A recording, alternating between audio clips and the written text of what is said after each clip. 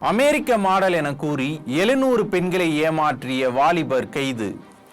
500 fake அக்கவுண்ட்கள் open பண்ணி பல கோடி பணம் சுருட்டல். நாளுக்கு நாள் பெருகி வரும் சைபர் குற்றங்கள் காரணம் என்ன?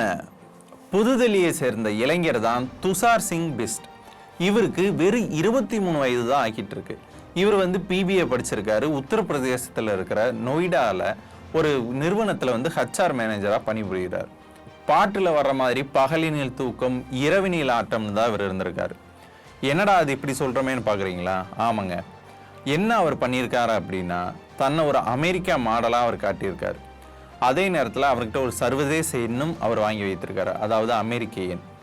அவர் என்ன பண்ணியிருக்காரு அப்படின்னா, ஒரு 500 அக்கௌண்ட்டுகள், அதாவது பம்பிள், டிண்டர், இப்படி சோசியல் மீடியா இருக்கிற எல்லாத்துலேயுமே ஒரு 500 அக்கௌண்ட் ஃபேக் அக்கௌண்ட் ஓப்பன் பண்ணி பிரேசிலை சேர்ந்த ஒரு மாடலோட ஃபோட்டோவை தன்னோட ஃபோட்டோ அப்படின்னு சொல்லிட்டு அதில் வைத்து பல பெண்கள்கிட்ட பேச ஆரம்பிக்கிறார். முதல்ல இலகுவா ஏதோ ஒரு மாதிரி பேச ஆரம்பிச்சு, நான் அமெரிக்கா மாடல், இங்கே இந்தியா வந்திருக்கேன், நம்ம மீட் பண்ணலாமா அப்படின்னு இவரே ஃபர்ஸ்ட் ஒரு சின்ன இன்ட்ரோ கொடுத்து அந்த கான்வர்சேஷனை கொஞ்சம் கொஞ்சமாக பில்ட் பண்ணிட்டு, அதுக்கப்புறம் நீங்களே ஒரு மாடல் மாதிரி தான் இருக்கீங்க, உங்க ஃபோட்டோ கிடைக்குமா அப்படின்னு சொல்லி கேட்டு, அப்புறம் கொஞ்சம் ஆபாசமான ஃபோட்டோ கிடைச்சா நல்லாயிருக்கும், இதுக்கு நீங்கள் யூஸ் ஆவீங்க, அந்த மாதிரி எல்லாம் பிரெயின் வாஷ் பண்ணி கொஞ்சம் கொஞ்சமாக அவங்களோட மனசை கவர்ந்து ஒரு கட்டத்துக்கு மேலே முழு அந்தரங்க வீடியோவையும் ஃபோட்டோவையும் கூட பல பெண்கள்கிட்ட வாங்கி அதை கொஞ்ச காலம் கழிச்சு நான் நெட்டில் விட்டுருவேன் அப்படின்னு சொல்லிட்டு ஒரு மிரட்டல் தொழில பேசி அவங்கள பயமுறுத்தி அவங்ககிட்ட இருந்து பணம் பறிக்கிறது தான் இவர் முழு நேரம் வேலையாக வச்சுருந்துருக்காரு. தான் கிட்ட போகக்கூடிய இடங்களா இருக்கு அப்படின்னா சில நேரங்கள் அந்த பெண்களை தன்னோட உடலுறவுக்கும் இணங்க வைத்திருக்கார். இவரோட இந்த துன்புறுத்தல்கள் நாளுக்கு நாள் அதிகமானாலும் கூட யாருமே கம்ப்ளைண்ட் பண்ணல. ஏன்னா இங்கே இருக்கிற பெரிய பிரச்சனையே பாதிக்கப்பட்டவங்க யாரும் கம்ப்ளைண்ட் தர முன்வர்றதில்லை. முக்கியமாக இது மாதிரியான பாலியல் ரீதியான விஷயங்களில் யாருமே தங்களை முன்னிறுத்தி இப்படி ஒரு சம்பவம் நடந்துச்சுன்னு சொல்லிக்கிறதில்ல.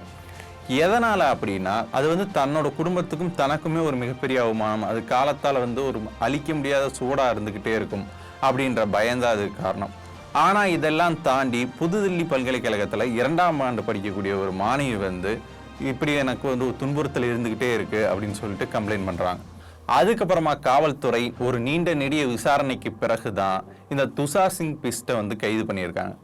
அவருடைய ஃபோனை அவங்க ஆராய்ந்து பார்க்கும்போது தான் இந்த துஷார் சிங் பிஸ்ட் ஒரு பீஸ்ட் அப்படின்னே தெரிய வருது. ஏன்னா கிட்டத்தட்ட 700 பெண்களுக்கு மேலே அதில் ஆபாசமாக இருக்கக்கூடிய விஷயங்கள் இருக்குது. அதாவது இணையதளங்கள் எடுக்கப்பட்டிருக்கக்கூடியது கிடையாது. இவரே பேசி அந்த மாதிரி பிரெயின் வாஷ் பண்ணி வாங்கக்கூடிய படங்கள் இருக்கு இல்லைங்களா, அதாவது ஏமாற்றியது. சொல்லப்போனால் இந்த எண்ணிக்கைன்றது கூட ஒரு குறிப்பிட்ட அளவு தான் சொல்கிறாங்க. இதை தாண்டியும் கூட அவர் ஏமாற்றிய பின்னணி இருக்கும்னு சொல்கிறாங்க. அவர்கிட்ட தொடர்ந்து விசாரணை போய்கிட்டே இருக்கு. அவருடைய எண்களை மற்றது எல்லாத்தையும் ஒன்று ஒன்றா பார்க்க தான் இன்னும் நம்மளுக்குலாம் வியப்பு கூட்டிகிட்டே இருக்கு. ஏன் அப்படின்னா, எல்லா சோசியல் மீடியாலையும் ஃபேக் அக்கௌண்ட், எல்லாத்துலேயும் மக்கள்கிட்ட பலவாறு பேசியிருக்காரு. எந்த இடத்துலையுமே தன்னோட சொந்த முகத்தை காட்டிக்காத அவர் அந்த மாடல்ன்ற முகத்தை வச்சுக்கிட்டு பணம் பறிக்கிறத ஒரு முழு குறிக்கோளோட வச்சிருந்திருக்காரு.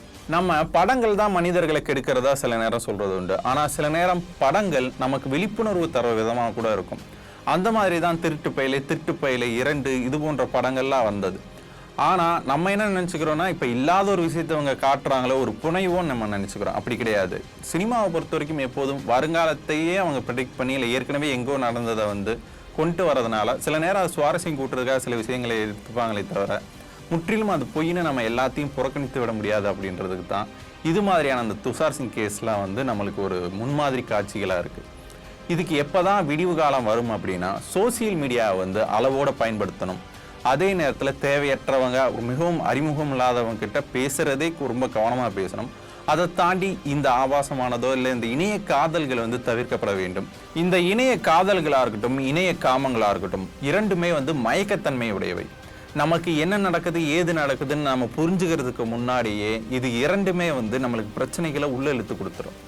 அதனால் மிகவும் கவனமாக இணையத்தை பயன்படுத்துங்க. சோசியல் மீடியான்றது ஒரு பொழுதுபோக்கே தவிர அது வாழ்க்கை இல்லை அப்படின்றத எல்லோரும் புரிஞ்சுக்கணும். பொதுவாக இந்த மாதிரியான விஷயங்களில் சைபர் குற்றங்களால் யாரேனும் பாதிக்கப்பட்டால் உடனடியாக அவங்க போய் காவல்துறையில் பதிவு பண்ணுங்க.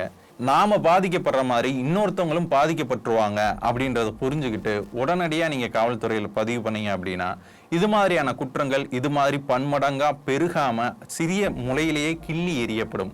முடிந்த அளவுக்கு இது மாதிரியான விஷயங்கள்ல சிக்காம கவனமா இருங்க. ஒருவேளை ஏதேனும் ஒரு வலையில் சிக்கி கொண்டால் கண்டிப்பா துணிச்சலாகி இது மாதிரியான பிரச்சனைக்கு உடனடியாக தீர்வு காணுங்க. அதுதான் நமக்கும் நல்லது, இந்த சொசைட்டிக்கும் நல்லது.